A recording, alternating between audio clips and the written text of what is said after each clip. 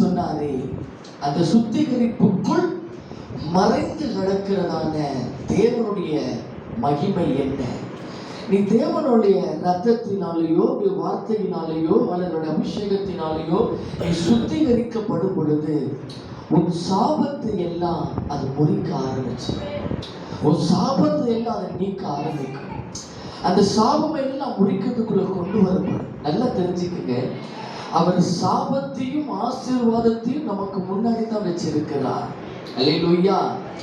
தேவ பிள்ளைகளுடைய வாழ்க்கையில எப்படி எல்லாம் சாபம் வரும்னு தெரியாது.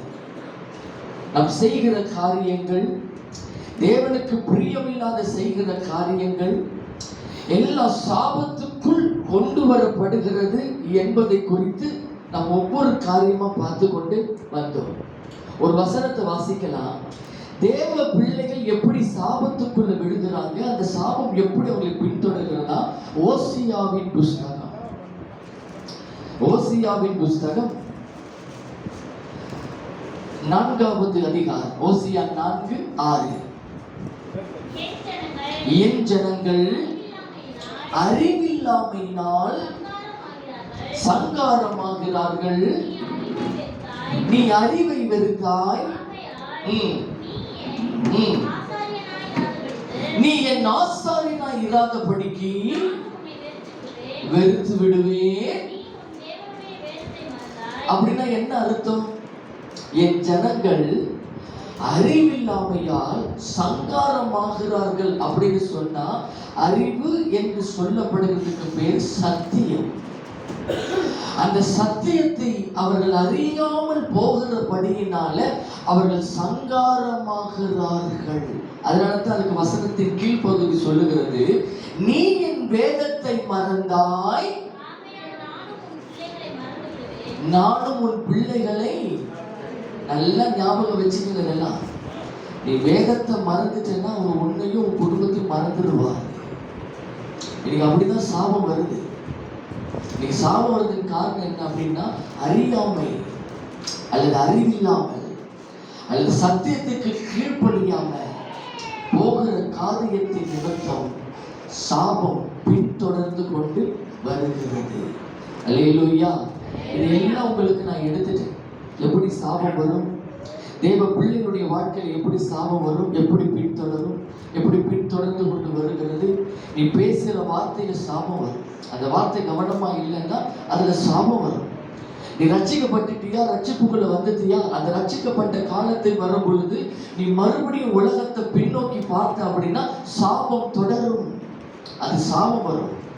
நம் பேசுகிற வார்த்தை, நம் கவனமாய் பேசுகிற ஒவ்வொரு வார்த்தையும் கவனமா இருக்கணும். ஊழியர்களை குறித்தோ அல்லது மற்றவர்களை குறித்தோ அல்லது மற்ற காரியங்களை குறித்தோ நம்முடைய இஷ்டத்துக்கு நம்முடைய வார்த்தையை பேசும் பொழுது அந்த வார்த்தையினாலே சாபம் வரும். பொய் பேசும்போது சாபம் வரும், புறம் கூறும் பொழுது சாபம் வரும், முறுமுறுக்கும் பொழுது சாபம் வரும், இங்க இருக்கிறது அங்க சொல்றது, அங்க இருக்கிறது இங்க சொல்றது, கோல் மூட்டும் பொழுது சாபம் வரும், நீ பொறாமப்படும் பொழுது சாபம் வரும், நீ பெருமையாய் பேசும் பொழுது சாபம் வரும். எல்லா வசனத்துல எழுதப்பட்டது எல்லாம் நான் எடுத்துட்டேன். இது மட்டும் இல்லை, நீ தேவ பிள்ளையா இருக்கிறியா, உன்னை பிசாசு தந்திரமாய் கவக்கிறதுக்கு சாபத்துல கொண்டு வருகிறதுக்கு உன்னை நடத்துவான். எப்படி பிசாசு சாபத்துக்குள்ள தேவ பிள்ளைகள் எப்படி கொண்டு வருவானா? உபாகமத்தின் புஸ்தகம் 6வது அதிகாரம் 1, 2, 3 வசனங்களை வாசிக்க கேட்போமே. உபாகமம் 6வது அதிகாரம் 1வது வசனத்தில் வாசிக்க. உயிரோடு இருக்கிற நாளெல்லாம் நீயும் உன் குமாரனும்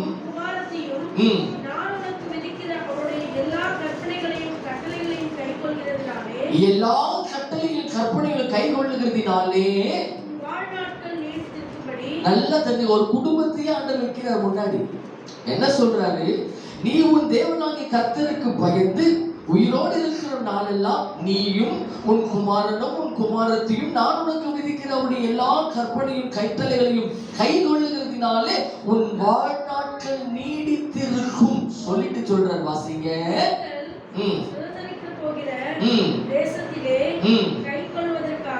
கை கொள்ளுவதற்காக உங்களுக்கு போதிக்க வேண்டும் என்று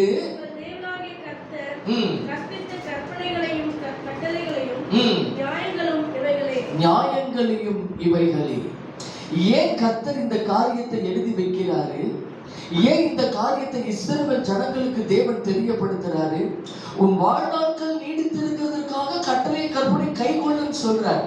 ஏன் கட்டளையும் கற்பனை கை கொள்ளு, அந்த நியாய பிரமாணத்தின்படி ஏன் நடக்க வேண்டும் என்று கர்த்தர் சொல்லுகிறார். உபாகமத்தின் புஸ்தகம் 11வது அதிகாரம் 26வது வசனத்தில் இருந்து வாசிக்க கேட்போம். இதோ இன்று நான் உங்களுக்கு முன்பதாக என்ன வைக்கிறாரா? ஆசீர்வாதத்தையும் சாபத்தையும் முன்னாடி வைக்கிறாரா? அப்படின்னா தேவன் எப்படி முன்னாடி வைக்கிறாரா? வாசிங்க. வாய்முடுறா, வாய்முடு, வாய்முடு, சத்தம் வந்து பேச. வாசிப்போம். உங்களுக்கு கற்பிக்கிற உங்கள் தேவனாகிய கர்த்தரின் கற்பனைகளுக்கும் கீழ்ப்படிந்திருக்கிறதினாலே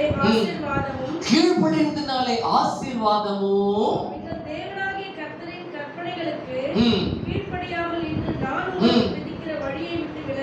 நான் உங்களுக்கு விதிக்கிற வழியை விட்டு விலகி நீங்கள் அறியாத வேறு தேவர்களை பின்பற்றுவீர்களானால் சாபம் வரும். அப்படின்னா அவருடைய வார்த்தையில தான் ஆசீர்வாதமும் இருக்கு, அவருடைய வார்த்தையில தான் சாபமும் இருக்கு.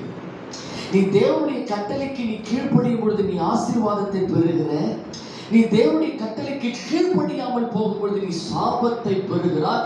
இந்த சாபத்தை, இந்த காரியத்தை பிசாசு உரிமையாக்கி கொண்டு வருவான். இதை உரிமையாக்கி தேவனுடைய கட்டளைக்கு நீ கீழ்ப்படியாம ஆக்கி அதை வைத்து சாபமாக கொண்டு வந்து முன்னாடி நீ பாட்டுவான். இது எல்லாம் உங்களுக்கு நான் எடுத்துட்டேன். இன்றைக்கு ஒரு 2 சாபத்தை குறித்து உங்ககிட்ட பேசிட்டு அதுக்கப்புறம் அந்த சாபம் முறிவை குறித்து நான் பார்க்க போகிறேன். நம்பர் 1, முதலாவது, நீ தூங்கிக்கிட்டே இருந்தன்னா சாபம் வரும். தெரியுமா? தூங்குற நேரத்துல தான் தூங்கணும். எப்பவுமே படுத்துக்கிட்டே இருக்கக்கூடாது. எப்பவுமே படுத்துக்கிட்டே இருந்து படுத்து தூங்கிக்கிட்டே இருந்தேன்னா சாபம் உன் வீட்டுக்குள்ள வருமா? வாசிப்போமா? வாசிக்க கேட்கலாமே. நீதிமொழிகளின் புஸ்தகம், நீதிமொழிகளின் புஸ்தகம் 20வது அதிகாரம், நீதிமொழிகளின் புஸ்தகம் 20வது அதிகாரம் 13வது வசனத்தை வாசிக்க கேட்போமே. யாரா மட்டும் தெரிய வாசிங்க. தூக்கத்தை விரும்பாதே, விரும்பினால் தூங்குற நேரத்துல தான் தூங்கணும். சும்மா சும்மா டைம் கிடைக்கிறதுல தூங்கி இருக்க கூடாது. நீ தூக்கத்தை விரும்பினால் என்ன ஆகுமா? தரித்திரனாகும். வீட்டுல வந்து படுத்திருக்கும் தரித்திரம். அதுக்கு பேரு சாபம். அதுக்கு பேர் என்ன? நல்லா சாப்பிட்ட உடனே கண்ணு இழுக்கும். கண்ணு ஒரு மணி நேரம் உங்களுக்கு படுக்கணும்னு தோணும். படு, தப்பல்ல. அல்லது உங்களுக்கு டயர்டா இருக்குது, பலகீனமா காணப்படுகிறது, அல்லது உங்களுக்கு உடம்பு முடியல, ஆகவே மாத்திரை போட்டதுனால நீ தூங்குற, தப்பல்ல, தப்பு அல்ல. அதையே கண்டினியூ ஆக்கிட்டு போகக்கூடாது.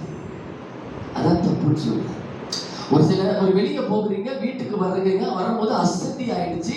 அந்த அசதி நிமித்தம் கொஞ்ச நேரம் படுக்கணும்னு தோணும். நீ படி, தப்பு கிடையாது. ஆனா அதையே கண்டினியூட்டா பண்ணிட்டு இருக்காத. அப்பவே பண்ணிட்டு இருக்காது. ஏன்னா நீ அந்த நேரத்துல தூங்க ஆரம்பிச்சிட்டேன்னா நீ எங்க போனாலும் அந்த நேரத்துக்கு ஒரு தூக்கம் வரும். கண்ணு சைடா இழுக்கும், சைடா இழுத்துட்டு போகும். ஆகவே அந்த தூக்கத்துக்குள்ளேயே உன்னை பிசாசு என்ன பண்ண கொண்டு போய்கிட்டே இருப்பான். எங்க போனாலும் தூங்கணும், எங்க போனாலும் தூங்கணும், எங்க போனாலும் தூங்கணும். அந்த தூக்கம் தூக்கம் தூக்கம் போகிறதுனால தான் இன்னைக்கு சபைக்கு வந்து தூங்கிக்கிட்டே இருக்கிறோம். எங்க தூங்குறோம்? ஆண்டோடைய வார்த்தையை கேட்க வைக்க முடியாதபடிக்கு தூக்கம் வருகிறதா? அது சாபம் என்று தெரிஞ்சுக்கங்க. அதனால வசனம் பியூட்டிஃபுல்லா சொல்லப்படுது. தூக்கத்தை ஏன் விரும்பக்கூடாது? அது தரித்திரத்தை கொண்டு வரும். தரித்திரத்தை கொண்டு வருவான். நீதிமொழிகளின் புஸ்தகம் 6வது அதிகாரம் 9வது வசனத்தை வாசிக்க கேட்போம். சோம்பேறியே எவ்வளவு நேரம்? சில நேரம் பார்த்துருக்கீங்களா? 8 மணிக்கு விழிப்பு வந்துடும். 8 மணி தான் விழிப்பே வருது. என்ன கேட்டா, ரட்சிக்க நீ பட்டுட்டா நீ காலையில எழுந்திக்கணும். சூரியன் உதிக்கிறதுக்கு முன்னாடியே எழுந்து நீ ஜெபிச்சு நீ வேத வாசிச்சு அதுக்கப்புறம் தான் வேலையை செய்யணும். ஆனா நம்ம எழுந்துக்கிறதே டாட்டா பிர்லா மாதிரி 8 மணிக்கு எழுந்திக்கணும். எத்தனை மணிக்கு? 8 மணி எழுந்துச்சுன்னா உடனே எழுந்திக்குது. 2 பக்கம் உருள்றது, அந்த பக்கம் உருள்றது, இந்த பக்கம் உருள்றது. கொஞ்ச நேரம் படுத்திருந்தா நல்லா இருக்குமே, இல்ல கொஞ்ச நேரம் படுத்திருந்தா ஒரு 1/2 மணி நேரம். சரி, மணி 8 தான் ஆகுது, ஒரு 8 ஆகட்டும். கொஞ்ச நேரம் உருட்டுக்கிட்டே இருக்கிறீங்களா? அதனால தான் சொல்றேன், சோம்பேறியே நீ எவ்வளவு நேரம் படுத்திருப்பாய்? எப்பொழுது உன் தூக்கத்தை விட்டு எழுந்திருப்ப? 10 மணி வரைக்கும் தூங்கி இருக்க கூடாது. நல்லா தெரிஞ்சுக்கங்க. தரித்திரம் வரும் வீட்டுல, அதுக்கு பேரு சாபம்னு வசனம் சொல்லுது. ஐயா, நீ தூங்கிக்கிட்டே இருந்து தூக்கத்தையே நீ முக்கியத்துவம் கொடுத்துக்கிட்டே இருந்து அப்படின்னா அதுக்கு பேரு தரித்திரம். ஒவ்வொரு காரியத்தையும் நம்ம தெரிஞ்சுக்கணும். நல்லா தெரிந்து கொள்ளுங்க. நீதிமொழிகளின் புஸ்தகம் 23வது அதிகாரம் 21வது வசனம். குடியனோ போஜன பிரியனோ தரித்திரர்கள் தூக்கம் கந்தையை உடுவிக்குமா? ஆசீர்வாதத்தை எடுத்துருவேன்னு சொல்ற. தூக்கம் என்ன வர வைக்குமா? கந்தையை உடுவிக்கும். நல்லா தெரிஞ்சுக்கங்க. நீதிமொழிகளின் புஸ்தகம் 31வது அதிகாரம் 10வது வசனத்தை வாசிக்க கேட்போம். நீதிமொழிகள் 31:10. குணசாலியான ஸ்திரீயை கண்டு பிடிப்பவன் யார்? அவருடைய விலை முத்துக்களை பார்க்கல விழுந்து. வேதத்துல குணசாலியான ஸ்திரீன்னு சொல்லப்பட்டிருக்கு. அந்த குணசாலி ஸ்திரீ எப்படி இருப்பாளா? 15வது வசனம். என்ன எழுந்து? அதுக்கு பேர் தான் குணசாலியான ஸ்திரீ. அவங்க தான் ஸ்திரீ. வேதத்தின்படி ஸ்திரீ. ரட்சிக்கப்பட்டவங்க அவங்க தான். அது ஸ்திரீயா இருந்தாலும் சரி, ஆணா இருந்தாலும் சரி, இருட்டோட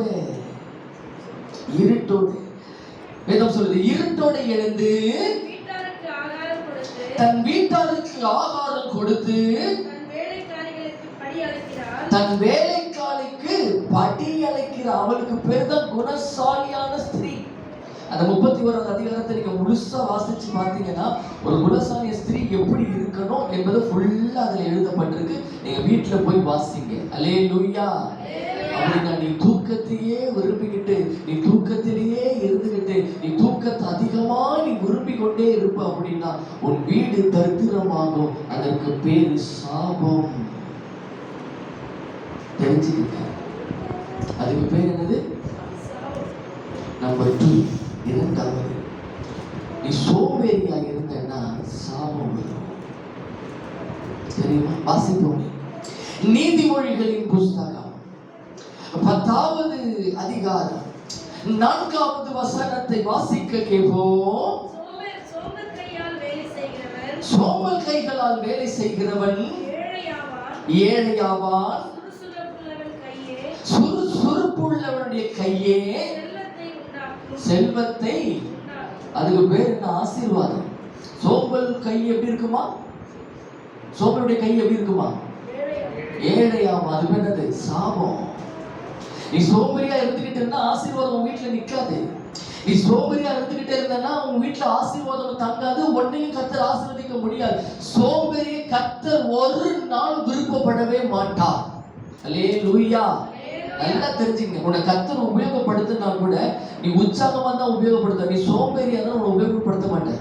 நீ வேதத்தை எடுத்து வாசிச்சு பாருங்க. எந்த சோம்பேறியும் ஆண்டவர் உபயோகப்படுத்த வேதத்துல எங்கேயுமே கிடையாது.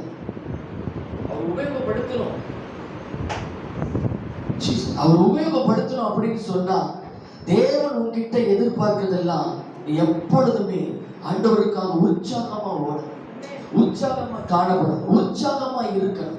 அந்த அனுபவத்துக்குள்ள நீங்க போகணும்னு கர்த்தர் விருப்பப்படுவார். அப்படின்னா சோம்பேறி, வேதம் சொல்லுது, சோம்பேறி கையில் வேலை செய்கிறவன் ஏழையாவான், சுறுசுறுப்பானவன் கையோ செல்வத்தை உண்டாக்கும் சொன்னாரு. அப்படின்னா அந்த சுறுசுறுப்புன்னு என்ன?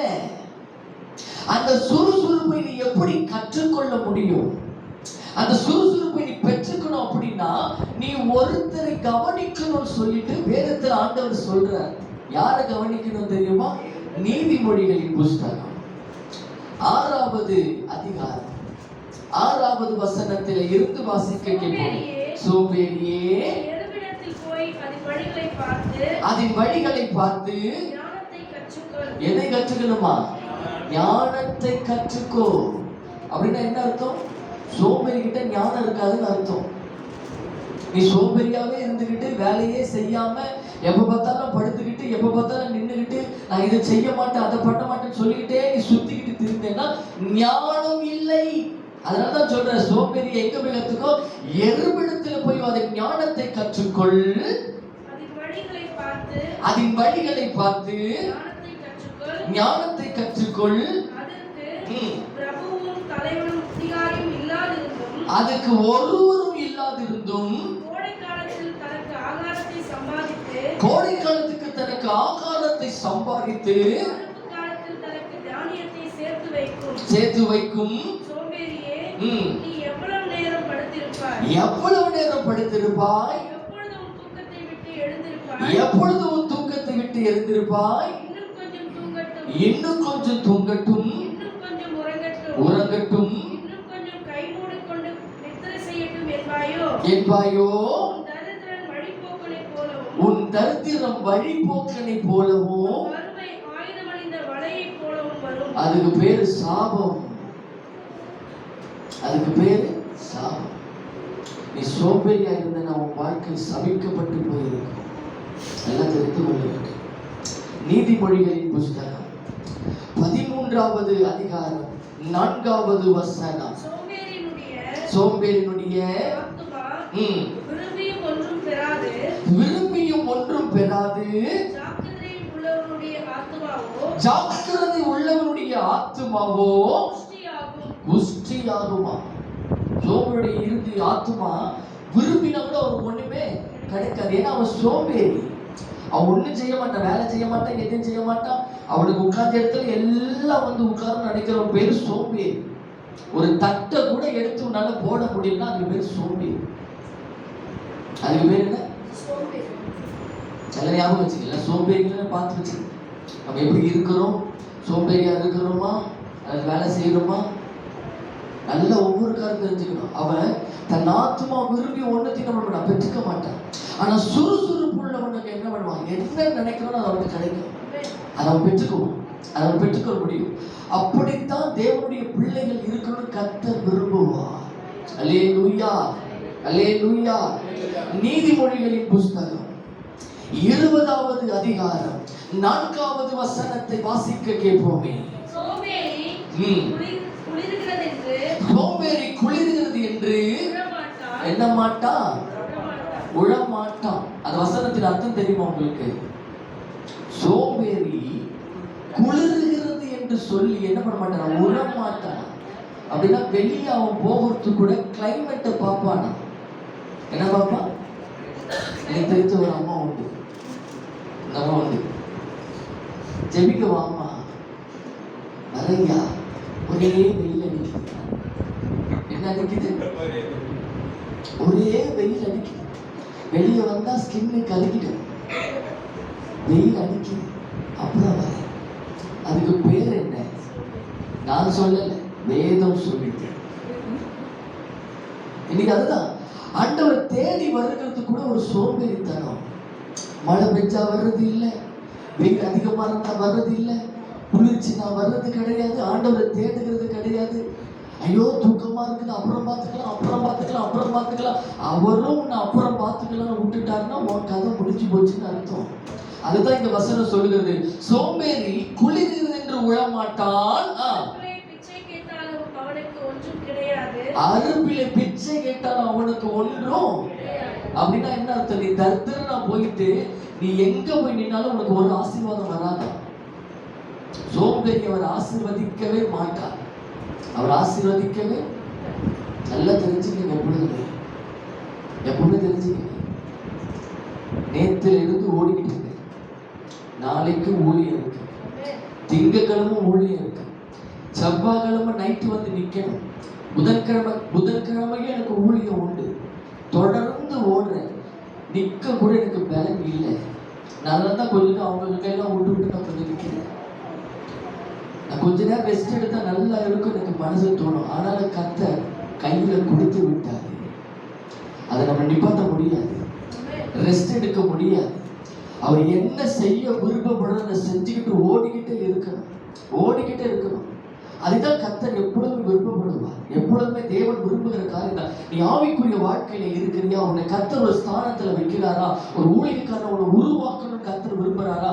உன்கிட்ட கர்த்தர் முதல்ல எதிர்பார்க்கிறது சுறுசுறுப்பா இருக்கிறியா? எங்க வேணாலும் நீ ஓடுறியா? ஆண்டவருக்காக எதை வேணாலும் நீ செய்யறியா? எந்த காரியத்திலும் செய்யறியா? எல்லாத்திலையும் சுறுசுறுப்பா இருக்கிறியா? தேவன் அதை கவனிச்சுக்கிட்டே இருப்பார். அது மட்டும் இல்ல, நீ ஒரு வேலைக்கு போகிற, அந்த வேலை ஸ்தலத்துல நீ எப்படி இருக்கிற? 10,000 ரூபாய் உனக்கு சேலரி கொடுக்குறான், நீ 20,000 ரூபாய்க்கு அவனுக்கு வேலை செய்யணும். எவ்வளவு வேலை செய்யணும்? உனக்கு கொடுக்குறது 10,000 ரூபாய் தான், ஆனா நீ வேலை செய்யறது 20,000 ரூபாய்க்கு இருக்கணும். அந்த 20,000 ரூபாய்க்கு அளவுக்கு நீ வேலை செஞ்ச அப்படின்னா கர்த்தர் 30,000 அளவுக்கு உனக்கு ஆசீர்வாதமா தருவா. அதுதான் உனக்கு சுறுசுறுப்பு. அவன் 10,000 ரூபாய் தான் கொடுக்குறான், என்னால இதான் செய்ய முடியும், நான் இதான் எடுப்பேன், முடியாது, பண்ண முடியாது. நீ உட்கார்ந்துருந்தா கர்த்தரோட ஆசீர்வதிக்க முடியாது, உட்காருன்றுவார். ஏன்னா அவருக்கு சோம்பேறியை பிடிக்கவே பிடிக்காது. ஆண்டவருக்கு பிடிக்காத ஒரு நபர் சொன்னா சோம்பேறி, இந்த தூண்டிக்கிட்டே இருக்கிறவங்க தான் அவருக்கு பிடிக்காது. அதனாலதான் இங்க சொல்லுகிறார், அவர் சோம்பேறி உழவுற காலத்தில் ஒரு என்ன பண்ணுவானா, குளிர்கிறதே என்று சொல்லி உள்ள மாட்டானா. நாம் தெரிந்து கொள்ள வேண்டும். நீதிமொழிகளின் புஸ்தகம் 21வது அதிகாரம் 25வது வசனத்தை வாசிப்போம். சோம்பேறியின் கைகள் சம்மதியானதினால் அவன் ஆசை அவனை, நிறைய வாங்கணும்னு ஆசை இருக்கு, நிறைய வாங்கணும்னு ஆசை இருக்கும், ஆனா அவன் வேலை செய்யறதுனால அவன் கையில வருமானம் வராது. அதனால அவன் ஆசை அவனை கொல்லும். இவன் நல்லா இருக்கிறானே, அவன் நல்லா இருக்கிறானே, அவன் நல்லா இருக்கிறானே, அவன் நல்லா இருக்கிறானே, இவன் இப்படி இருக்கிறானே, இவன் மட்டும் இப்படி வாங்கிட்டா அப்படி வாங்கிட்டா சொல்றதுக்கு பேரு சோம்பேறின்னு வசனம் சொல்லுது. அவனுக்கு பேரு என்னவா? ஏன் சொல்றா? அவனால முடியல. அவன் உழைக்கிறான், நல்லா இருக்கிறான். நீ உழைச்சா நல்லா இருப்ப, உன்னால உழைக்க முடியாது. நம்ம மற்றவரை பார்த்து நம்ம என்ன பண்றோம்? பொறாமைப்படுகிறோம். அதுக்கு பேரு சோம்பேறி, அதுக்கு பேரு சாபம். இது எல்லாம் உன்னை விட்டு நீங்க. கர்த்தர் ஏன் இவ்வளவு காரியத்தை சொல்லி கொடுக்கிறார்? ஏன் தூங்குன சாபம் நமக்கு தெரியுமா? சோம்பேறி அந்த சாபம் நமக்கு தெரியுமா? ஏன் சொல்லுகிறாரு? 2025 நீ சுறுசுறுப்பா ஓடணும், நீ சுறுசுறுப்பா இருக்கணும். உன்னை ஆசீர்வதிக்கணும்னு தேவன் விரும்பிட்டார். அவர் உன்னிடத்துல ஒரு பெரிய காரியத்தை எதிர்பார்க்கிறார். இது வரைக்கும் நீ எப்படியோ போயிட்ட, இது வரைக்கும் உன் இஷ்டத்துக்கு உன் விருப்பத்துக்கு சோம்பேறித்தனமா உருட்டு பரட்டி என்னென்னமோ செஞ்சு பார்த்துட்டு, ஆனா 2025ல கர்த்தர் உன்னை எடுத்து பிரயோஜனப்படுத்தணும் அவர் விருப்பப்படுகிறார். நீ ஆசீர்வாதமா இருக்கணும் கர்த்தர் விருப்பப்படுகிறார். உனக்கு முன்னாடி நீ ஆசீர்வாதமா இருக்கணும், உன் குடும்பத்துல நீ ஆசீர்வாதமா இருக்கணும், மற்றவர்களுக்கு முன்னாடி நீ ஆசீர்வாதம் வாழணும்னு கர்த்தர் விரும்புகிறார். அல்லேலூயா, அல்லேலூயா. யோசேப்பு எகிப்து தேசத்துக்கு போறான், கர்த்தர் அவன் கூட போறார். வேதம் சொல்லுகிறது கர்த்தர் அவனோட இருக்கணும்னு தேவன் ஆசீர்வதிக்கிறார். என்ன பண்ற? அவனை ஆசீர்வதிக்கிறார். அவன் எஜமானன் அவனோடு கூட கர்த்தர் இருக்கிறார் என்றதை கண்டு அவனை பெரிய அதிகாரியா வைக்கிறான். அவன் அதிகாரியா வச்சதுனால இனி நான் வேலை செய்ய மாட்டேன்னு அவன் சொல்லவே இல்லை. அவன் அதிகாரத்தை வைத்தும் அந்த அதிகாரத்துக்கு ஏற்ற வேலை செஞ்சபடினால தான் கர்த்தர் அவனையும் அவன் வீட்டையும் ஆசீர்வதிக்க ஆரம்பிச்சார். அல்லேலூயா. சிலர் அப்படிதான் சின்ன பொறுப்புல இருக்கும்போது ஓடி ஓடி ஓடி ஓடி வேலை செய்வாங்க, ஓடுவாங்க, குட்டு குட்டுன்னு ஓடுறது, குட்டு குட்டுன்னு ஓடி வர்றது, அப்படியே சுறுசுறுப்பு இருக்கிற மாதிரி. அதாவது அவங்க ஆக்டிவா இருக்கிறாங்களாம். அது மாதிரி காட்டுவாங்க. கொஞ்சம் ஒரு லெவல் மேல அப்படி வந்த உடனே, ஒரு லெவல் மேல வந்த உடனே அப்படியே ஒரு சேரை போட்டு ஓரம் உட்காந்துக்கிறது. அப்புறம் பார்த்துக்கலாம். ஆனா அவங்க நம்ம ஆளு, நமக்கு தெரிஞ்ச, நான் சொன்னா அவங்க ஒன்றும் சொல்ல மாட்டாங்க. அப்புறம் பார்த்துக்கலாம். அவர் அப்புறம் பார்த்துட்டாருன்னா உன் நிலைமை ஜீரோ. அல்லேலூயா. அவர் எவ்வளவு உயரத்துல உன்னை கொண்டு போனாலும் சரி, நீ ஆதியில எந்த நிலைமையில இருந்தியோ அந்த நிலைமையில நீ ஓடும் பொழுது கர்த்தருடைய பயங்கரமா ஆசீர்வாதம். அல்லேலூயா, அல்லேலூயா. ஒவ்வொரு காரியத்துல உண்மை இருக்கணும். ஒவ்வொரு காரியத்துல உண்மை இருக்கணும். ஊழியத்துல உண்மையா, ஊழியத்துல சோம்பேறிகளை கர்த்தர் உபயோகப்படுத்த மாட்டார். சோம்பேறியமா ஒழுங்கு உடம்படுத்த மாட்டார். அதுல சாபம் வருமா, அதுலயும் சாபம் வரும். ஊழியம் கையில கொடுத்துட்டாரா அதுல உண்மையா ஓடணும், உண்மையா செய்யணும், உண்மையா நடத்தணும். ஆண்டவர் உன் கையில ஒரு 5 ஆத்துமா கொடுத்துட்டாருன்னு சொன்னா அந்த 5 ஆத்துமாக்களுக்கு நீ உண்மையா நிக்கணும். ஆனா 5 பேர் தான் இருக்கிறாங்க. இவங்களுக்கு எதையாவது எடுத்து விட்டா அவங்களுக்கு என்ன தெரிய போகுது நீ நினைச்சிட்டா அது உனக்கு சாபமாக வரும்னு கர்த்தர் எனக்கு சொல்லி கொடுத்திருக்கிறாரு. எனக்கு சொல்லி கொடுத்திருக்கிறாரு. ஒவ்வொரு காரை சொல்லி கொடுத்திருக்கிறாரு. ஒரு 5 ஆத்துமா உன்கிட்ட வந்தாலும் அதுக்கு நீ எவ்வளவு உண்மையா நீ கர்த்தருடைய வார்த்தையை கொடுக்கிற, அதுக்கிட்ட நான் ஆண்டோட வாங்கிக்கிட்டு வந்து நான் பேசணும். 5 பேர் தான் அப்புறம் பார்த்துக்கலாம். இவங்களுக்கு ஏதாவது எடுத்துடலாம், இவங்களுக்கு எதை எடுத்து இவங்களுக்கு என்ன தெரிய போகுதுன்னு சாதாரணமா நான் எடுத்துருந்தேன்னா கர்த்தர் கிரியவே செய்ய மாட்டாரு. கிரியை செய்யவே மாட்டா. கொடுக்கப்பட்ட ஊழியத்துல உண்மை, இருக்கிற இடத்துல உண்மை, வேலையில உண்மை, எல்லா காரியத்திலும் உண்மையா இருக்கணும்னு தேவன் உன்னை எதிர்பார்த்துக்கிட்டே இருப்பார். நல்லா தெரிஞ்சுக்கங்க. யாருக்குமே தெரியாது நீ நினைச்சு எந்த காரியத்தையுமே செஞ்சாலும் மனுஷனுக்கு முன்னாடி நீ எப்படி வேணாலும் நடந்துக்கலாம். ஆனா எல்லாத்தையும் தேவன் ஒருவர் பார்க்கிறார் என்பதை மாத்திரம் ஒருத்தர் கூட மறந்துடாதீங்க. ஏன்னா எல்லாவற்றுக்குமே நியாயத்தீர்ப்பு உண்டு. அல்லேலூயா, அல்லேலூயா. போகட்டும். இந்த சாபத்திலே இருந்து எப்படி நாம் நீக்கப்படுகிறது, அல்லது இப்படிப்பட்ட சாபங்களில் இருந்து, சொல்லப்பட்ட சாபங்களில் இருந்து, அந்த சாபத்திலிருந்து எப்படி நாம் வெளியே வருகிறது, கர்த்தர் எப்படி நீக்குவார், அதை தெரிந்து கொள்ளணும். நம்பர் 1, முதலாவது 1 யோவானின் புஸ்தகம் 1வது அதிகாரம் 7 to 9 வசனங்களை வாசிக்க கேட்போம். நாமும் ஒளியிலே நடந்தால் ஒருவரோடு ஒருவர் ஐக்கியப்பட்டிருப்போம்.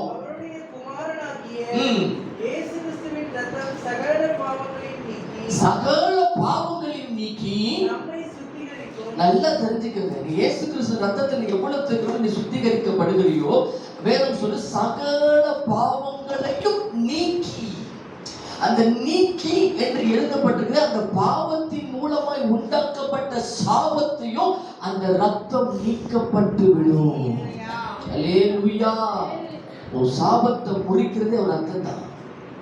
அந்த ரத்தத்துல தான் ஒரு சாபத்தை முறிப்பார். நீ ஒரு ரத்தத்துல கழுவப்பட கழுவப்பட கழுவப்பட உன் சாபம் எல்லாம் முறிக்கப்பட ஆரம்பிச்சு. ஒரு சாபம் முறிக்க வாசிக்க தொடர்ந்து நமக்கு பாவம் இல்லை என்போமானால் நம்மை நாமே வஞ்சிக்கிறவர்களாய் இருப்போம். சத்தியம் நமக்குள்ளே இராது. அறிக்கையிட்டால் எல்லா அநியாயத்தையும் நீக்கி நம்மை சுத்திகரிப்பதற்கு அவர் உண்மையும் நீதி உள்ளவராய் இருக்கிறார். அல்லேலூயா. எல்லா பாவத்தையும் அக்கிரமத்தையும் அவருக்கு முன்னாடி அறிக்கையிடு. நீ செஞ்ச காரியத்தை அறிக்கையிடு. அறிக்கையிட்டு ஆண்டவர்ட்ட மன்னிப்பு கேளு.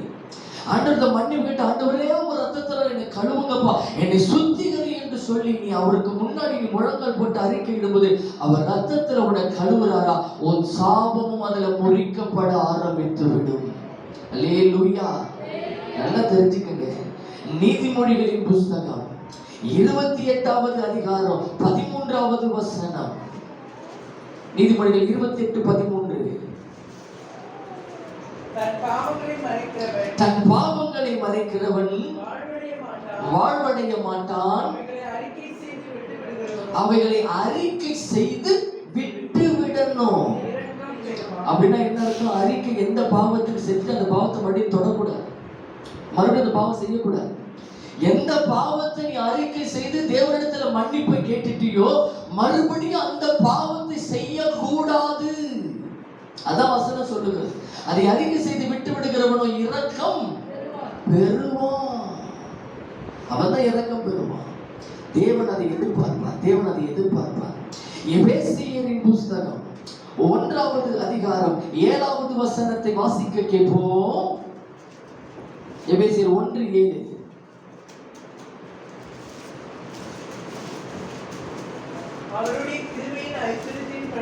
அவருடைய கிருபையின் ஐஸ்வரியத்தின்படியே இவருடைய இரத்தத்தினாலாகிய பாவ மன்னிப்பாயாகிய அப்படின்னா உன்னை மீட்டு கொண்டு வருவது அவர் ரத்தம் தான்.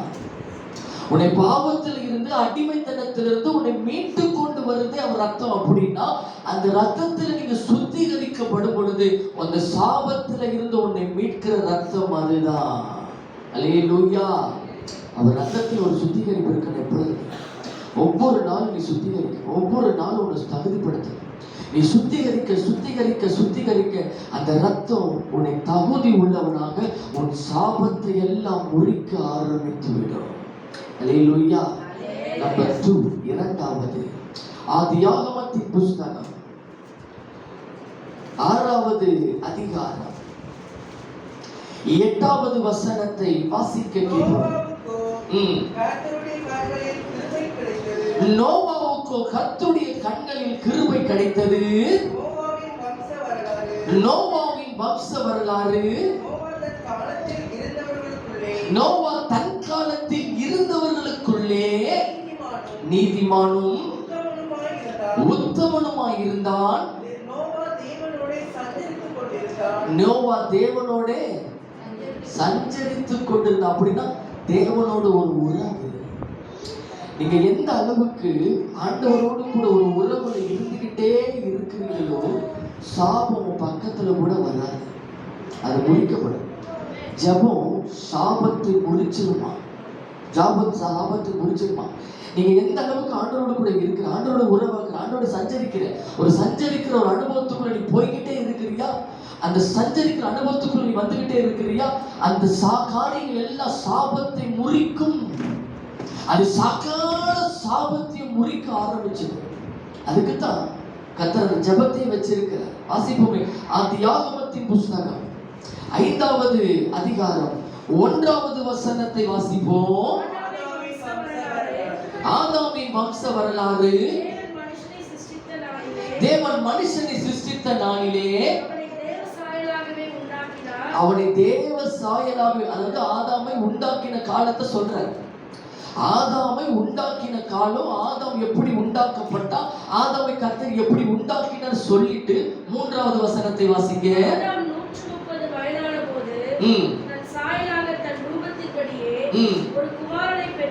ஒரு குமாரனை பெற்று நல்லா தெரிஞ்சுக்கங்க. சாப்பாடை கீழே வைங்க, நல்லா தெரிந்து கொள்ளுங்க. வேதம் சொல்லுது, சேர்த்து ஆதாம் 130 வயதான பொழுது தன் சாயலாக தன் ரூபத்தின்படி ஒரு குமாரனை பெற்று அவனுக்கு சேர்த்து என்று பெயரிட்டார். முதல்ல ஆதாம் உருவாக்கப்பட்டது எப்படி உருவாக்கப்பட்டா? தேவனால. இப்ப ஆதாம் ஒரு குழந்தை பெறுகிறான். அந்த குழந்தை யாருடைய சாயல் இருக்கிறது?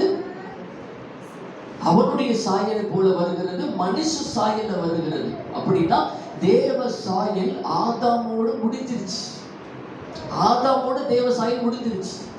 ஆதாமுக்கு அப்புறம் பிறகுற காரியம் எல்லாமே மனுஷ சாயல் ஆதாமை போல வருகிறது. ஆதாமுடைய காரியம் வருகிறது. ஆதாம் தேவனுடைய சாயலை எப்படி இழந்து போனா? தேவனுக்கு பிரியம் இல்லாம நடந்தபடியினால, தேவ கட்டளைக்கு கீழ்ப்படிய முடியாமல் தேவ சாயலை இழந்தா அந்த ஆதாமுக்கு ஒரு குழந்தை பிறக்கிறது. அந்த ஆதாம் குழந்தை பிறக்கும் போது அவன் எப்படி வருகிறான்? மனுஷனுடைய சாயலாக வருகிறான், மனுஷனுடைய ரூபத்தின்படி வருகிறான், மனுஷனை போலவே நடந்து கொண்டு வருகிறான். அந்த ஆதாமுக்கு தான் காயின் பிறந்தான். யார் பிறந்தது? காயின் பிறக்கிறான். அந்த காயின் எப்படிப்பட்டவன்? ஆதியாகமம் 4வது அதிகாரம் 8வது வசனத்தை வாசிப்போம். காயின் தன் சகோதரனாகிய ஆபாலோடே பேசினான். அவர்கள் வயல்வெளியில் இருக்கும் சமயத்தில் காயின் தன் சகோதரனாகிய ஆபேலுக்கு விரோதமாய் எழும்பி அவனை கொலை செய்தான். கொலை செய்து விட்டவன் யாரு? காயின். அவன் கொலை செய்த நிமித்தம் அவனுக்கு நடந்தது என்ன? 11வது வசனம்.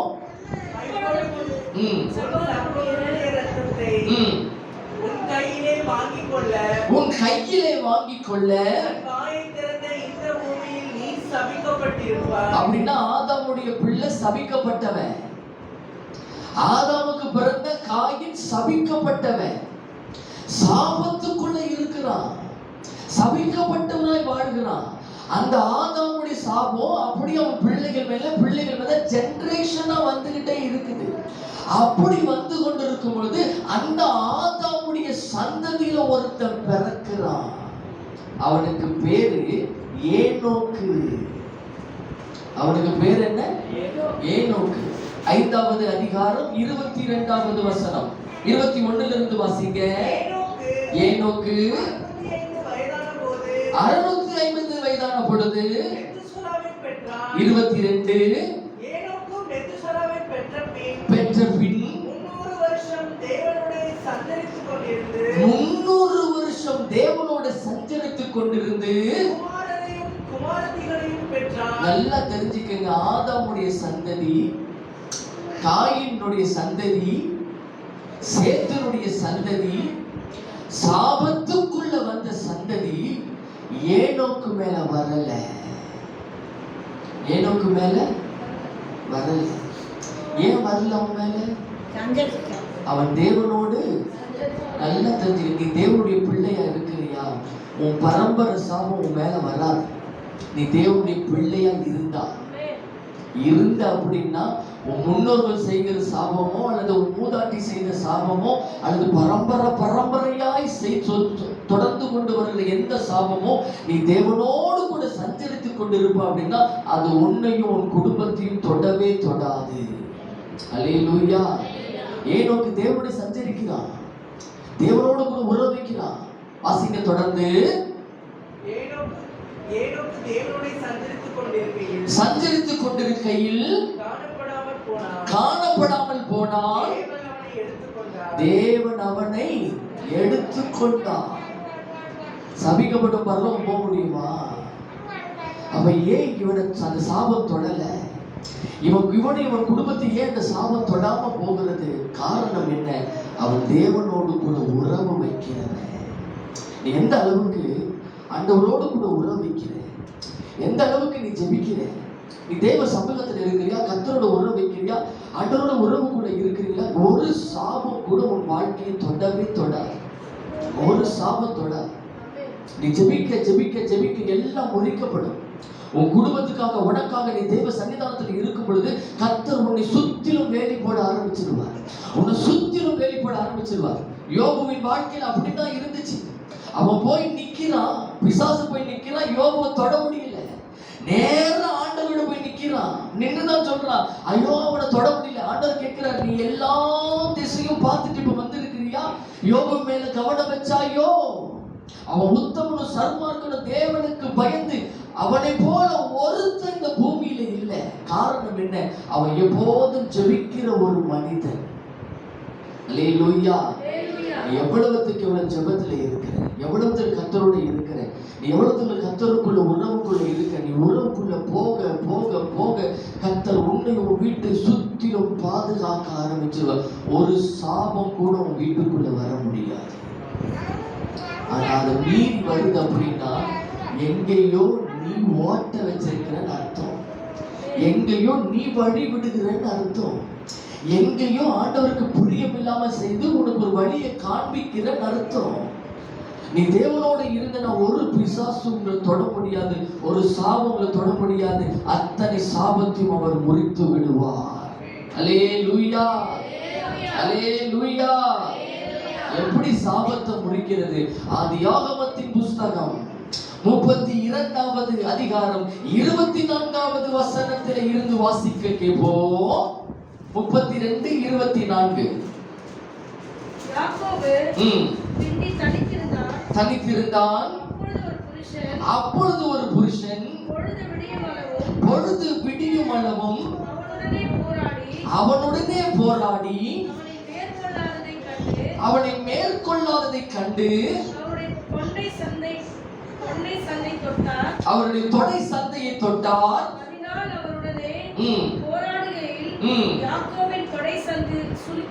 சுளுக்கிற்று. ஏன் சுளுக்குச்சுன்னு உங்களுக்கு சொல்லுவேன் நான். வாசிக்க தொடர்ந்து நான் போகட்டும் பொழுது விடுகிறது என்றார். நீர் என்னை ஆசீர்வதித்தால் ஒழிய நல்லா தெரிஞ்சுக்கங்க. யாக்கோபு தேவ சமூகத்துல காத்திருந்து ஜெபிக்கிறான், ஆண்டவரோடு போராடுகிறான். அவன் போராடும் பொழுது அவன் ஒரு கேள்வி கேட்கிறான் ஆண்டவர்கிட்ட, நீர் என்னை ஆசீர்வதித்தால் ஒழிய உம்மை விடமாட்டேன்னு சொல்றான். ஏன் அந்த காரியத்தை சொன்னான்? ஒரு பக்கம் ஏசா துரத்திக்கிட்டு வர்றான், ஏசாவுடைய துரத்திக்கிட்டு வருகிறான். அவனை கொலை செய்யணும்னு சொல்லிட்டு அவன் அண்ணகாரன் ஓடி வர்றான், அவனை கொலை செய்யணும்னு சொல்லிட்டு தான் வர்றான். ஆனா அவன்கிட்ட இருந்து தப்பித்து கொள்ளணும்னு சொல்லி அவன் கேட்கல. ஏசா என்னை துரத்திக்கிட்டு வர்றான், நான் அவனுக்கு துரோகம் பண்ணிட்டு இப்ப என்னை கொன்றக்கூடாது, என் கூட்டத்தை கொன்றக்கூடாது, என்னை காப்பாத்துங்க அப்படின்னு சொல்லி அவன் கேட்கவில்லை. அவன் கண்ணுக்கு என்னை மறைத்துக் கொள்ளுங்கள் என்று கேட்கவில்லை. அவன் கைக்கு என்னை தப்புவித்துக் கொள்ளுங்கள் என்று கேட்கல. அதுக்கு மாறா என்னை ஆசீர்வதிக்காவிட்ட உண்மை ஏன் ஆசீர்வாதத்தை கேட்கிறான்? அந்த ஆசீர்வாதத்துல தான் சாப முறிவு இருக்கிறது. நீ ஜெபத்துல கேட்கணும், ஆண்டவத்துல கேட்கணும், நீ போராடணும். ஆண்டவர்கிட்ட என் வாழ்க்கையில் இருக்க சாபம் முறிக்கப்பட்ட ஆசீர்வாதமாய் மாறணும். ஆண்டவரே என்னை ஆசீர்வதியும். ஏன்னா நீங்களும் நானும் வணங்குகிற தேவன் சாபத்தை ஆசீர்வாதமாய் மாற்றுகிற கர்த்தர். அல்லேலூயா. என்ன சாபமா இருந்தாலும் சரி, எப்படிப்பட்ட சாபமா இருந்தாலும் சரி, அத்தனையும் உனக்கு ஆசீர்வாதமாய் மாற்றி கொடுக்க அவரால் முடியும். அந்த ஆசீர்வாதத்தை நீ தான் சுதந்திரித்துக் கொள்ள, நீ தான் போராடணும். ஆண்டவர் சமூகத்துல நீ போராடணும். அவன் விடவே இல்லை. ஆண்டவர் அவர் சொல்ற, இப்ப நேரம் ஆயிடுச்சு, நான் போகணும், என்னை விடு, என்னை ஆசீர்வதிக்காவிட்ட உம்மை விட மாட்டேன். வாசிக்க தொடர்ந்து உன் பேர் என்னவென்று கேட்டார். யாக்கோபு என்றார். யாக்கோபு எனப்படாமல் இஸ்ரவேல் எனப்படும்.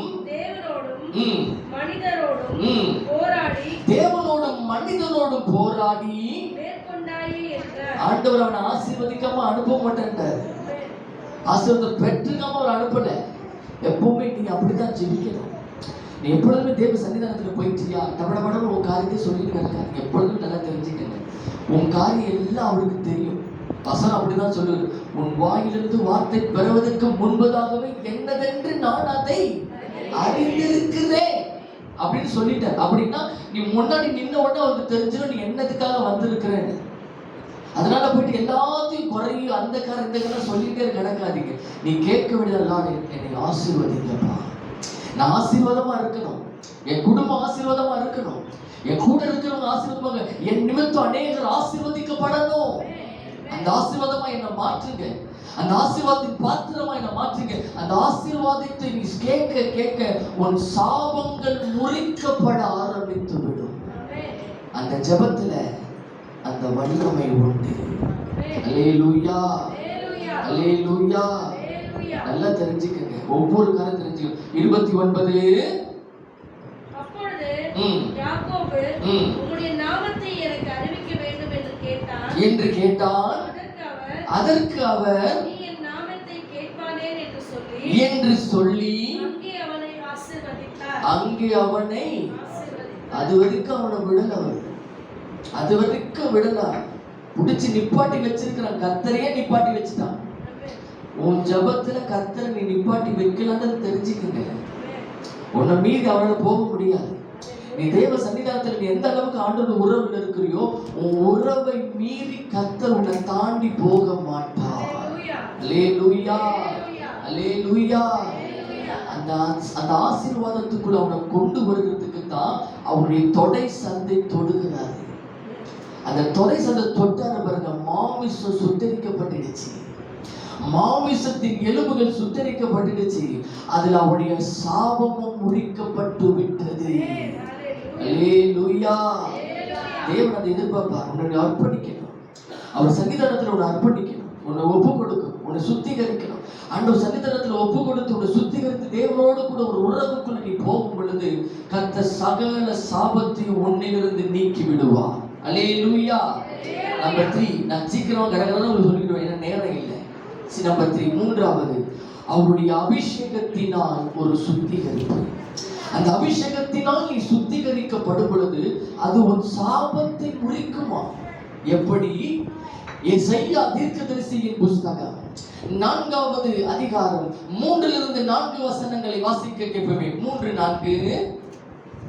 எசையா 4வது அதிகாரம் 3-4 வசனங்கள். அப்பொழுது ஆண்டவர் சீயோன் குமாரத்திகள் அழுகை கழுவி, அப்பொழுது ஆண்டவர் சீயோன் குமாரத்திகளின் அழுக்கை கழுவி, நியாயத்தின் ஆவியினாலும் சுட்டெரிப்பின் ஆவியினாலும் அதன் நடுவிலிருந்து நீக்கிவிடும் பொழுது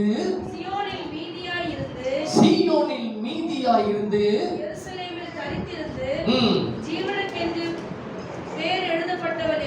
பேரெழுதப்பட்ட எவனும் பரிசுத்தவான் என்று சொல்லப்படுவான். அல்லேலூயா. அந்த அபிஷேகம் உன்னுடைய எல்லா காரியத்தையுமே சுட்டரிச்சு. நீ எவ்வளவுக்கு அபிஷேகத்துக்குள்ள இருக்கிறீங்க, எவ்வளவுக்கு அந்த அபிஷேகத்தை நீ கேட்கிற, நீ கேட்க கேட்க அந்த அபிஷேகம் மேல இறங்க இறங்க இறங்க உன் சரீரத்தில் இருக்கிற சாபம், உன் மேல இருக்கிற சாபம், பரம்பரை சாபம், எல்லாத்து சாபத்தையும் அந்த அபிஷேகம் முறித்து விடும். அல்லேலூயா, அல்லேலூயா. அதுக்குதான் அந்த அபிஷேகம். அது எல்லா சாபத்தையும் முறிக்கும், அது எல்லா தரித்திரத்தை முறிக்கும், அது எல்லா தந்திரத்தை முறிக்கும், அது எல்லா கட்டுகளை முறிக்கும். அந்த அபிஷேகம் உன் மேல இருக்கும் பொழுது பிசாசு என்ன உன்னை கட்டி வச்சிருந்தாலும் சரி, அது அத்தனையுமே எரிக்கப்பட்டு விடும்.